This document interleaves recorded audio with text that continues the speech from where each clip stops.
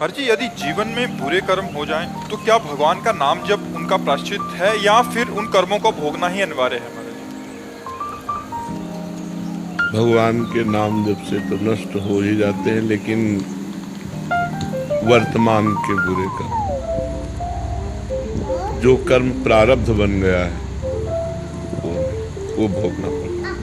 जैसे कि पिछले जन्म के जो भी जिनमें से जो प्रारब्ध बन गया है, इस शरीर की रचना के समय जो प्रारब्ध बन गया है उसे भोगना पड़ेगा, उसे नहीं काट सकते।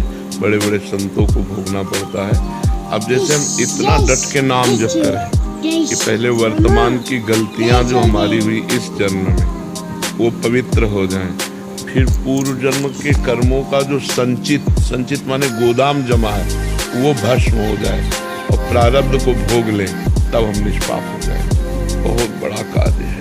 इसीलिए पूरा जीवन पाप ना करते हुए, धर्म से चलते हुए, एक एक कदम सावधानी से नाम जप करते हुए, तब वो निष्पाप हो जाता है। निष्पाप होना बहुत कठिन है, क्योंकि जब से सृष्टि हुई तब से हमारा हिसाब किताब चल रहा है और आज तक भजन नहीं हुआ। भजन हुआ होता तो हम भगवान को प्राप्त हो गए होते। अब हम भजन शुरू करेंगे तो इतना बड़ा सब पाप नष्ट होगा, जिसके लिए हमें बहुत भजन चाहिए। हर समय उठते बैठते चलते फिरते राधा राधा राधा राधा नाम जप करते रहें तो सब ठीक हो जाएगा। पर प्रारब्ध भोगना पड़ेगा। प्रारब्ध का मतलब समझ रहे ना?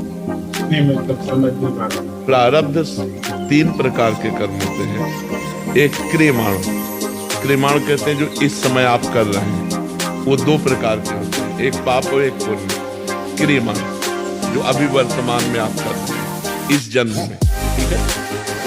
संचित कहते हैं जो करोड़ों जन्मों के पाप और पुण्य जहां एकत्रित हैं आपके, उस रजिस्टर को संचित कहते हैं।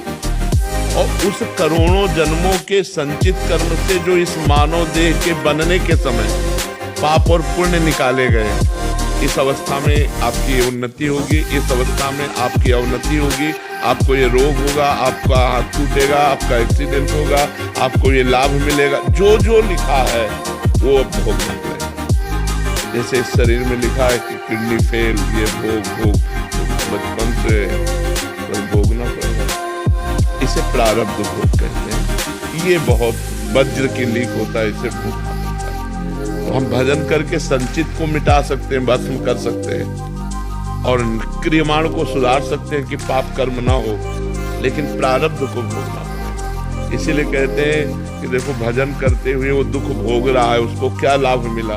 लाभ तो मिला, उसका अगला संभल गया, पिछला संभल गया, वर्तमान में जो प्रारब्ध भोग आया उसे भोग के काट दिया, अब वो भगवान को प्राप्त हो जाएगा।